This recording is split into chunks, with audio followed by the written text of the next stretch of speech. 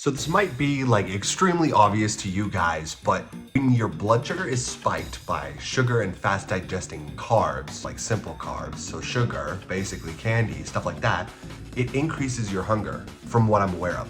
That also applies to artificial sweeteners. I know, right?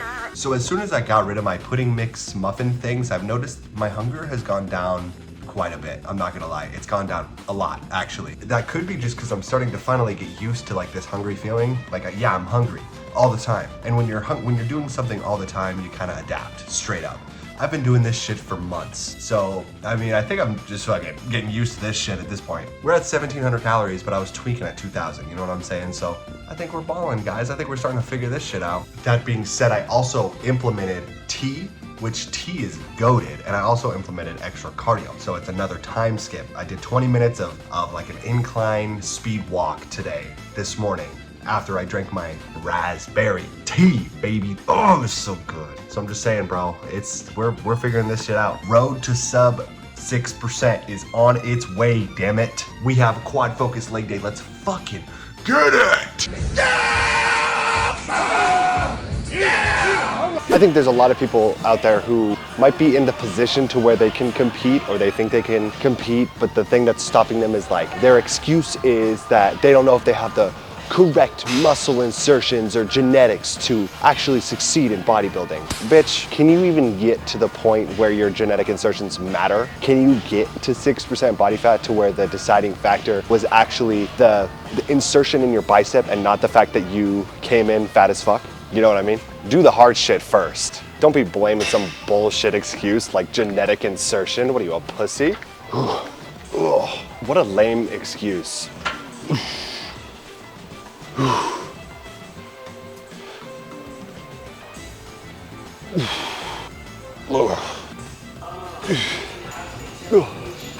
Five.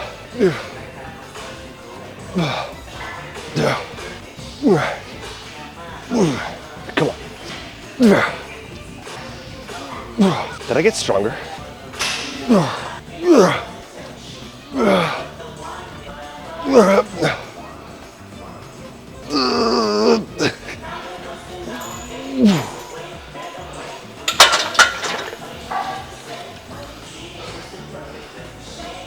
Where did that come from? 16? I mean, yeah, that was my first set, but damn. All right, I'll take it. So I've already noticed a couple of little things, like small, minute things. My quad graininess is slightly increased, and quad vascularity is also slightly increased, which is surprising because I'm down another 30 net carbs. But also, my face is a little bit leaner, a little bit.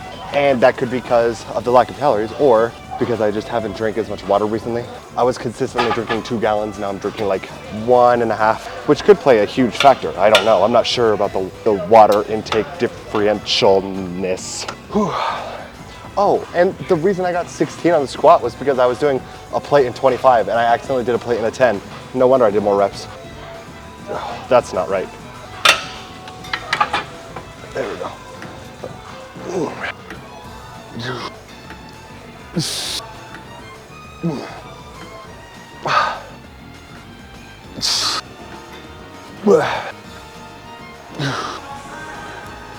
Nine. 10.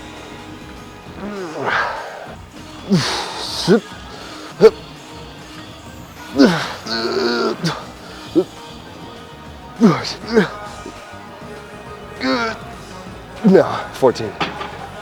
I'm gonna start my timer because I'm not trying to fuck up so my friend asked me, I'm gonna try to repeat what he said. How is it having to deal with working in a restaurant, being in front of that food all the time while you're on the cut? That's what he asked me today right before I left for the gym. And I said, I'll put it this way. Let's put it in a hypothetical. Let's say you're a chronic smoker and all of your friends smoke, and then you decide to stop smoking, but you stay around your friend. And your friends are every day, they're like, want a cigarette? Every single day. And every time you're like, no, no, no.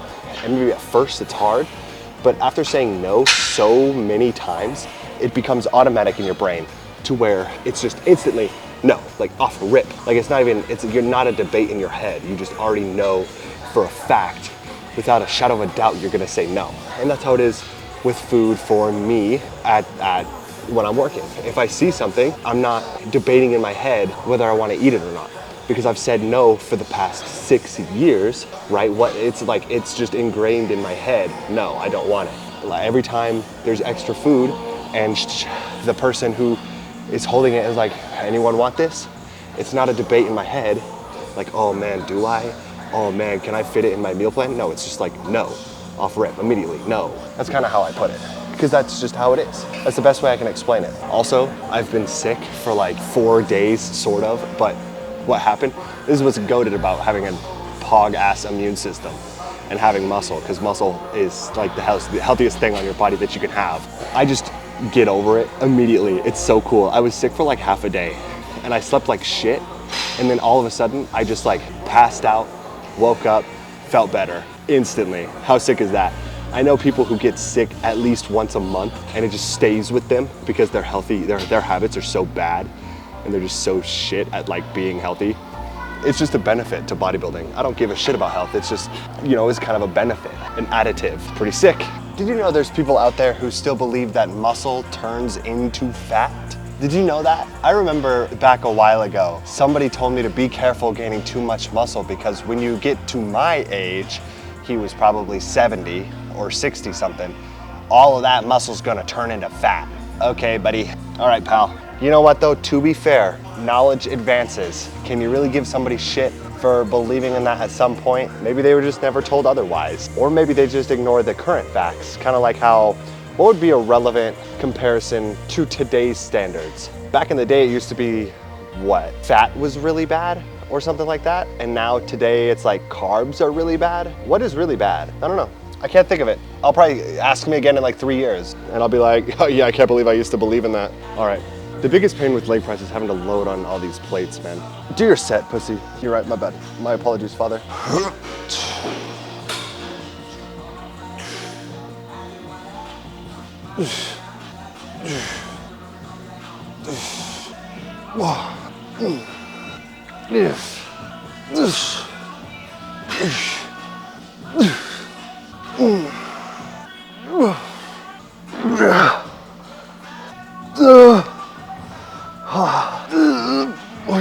Come on, I can get 15, right? Nope, I couldn't get 15.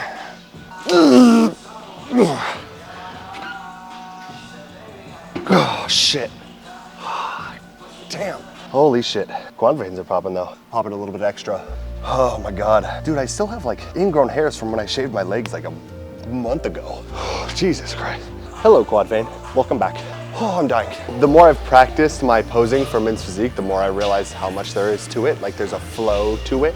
So a lot of arm movement, but you don't want to just like flail your arms and then do too much or some shit, you know what I mean?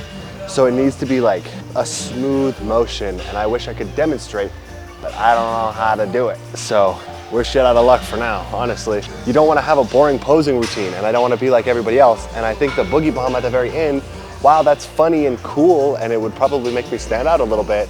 That's not going to necessarily help my posing because it's at the end and it doesn't really do anything, you know? I've just practiced my basic posing routine, the front, and then transitioning to the back, but I got to do a little bit more. So I need to figure that out.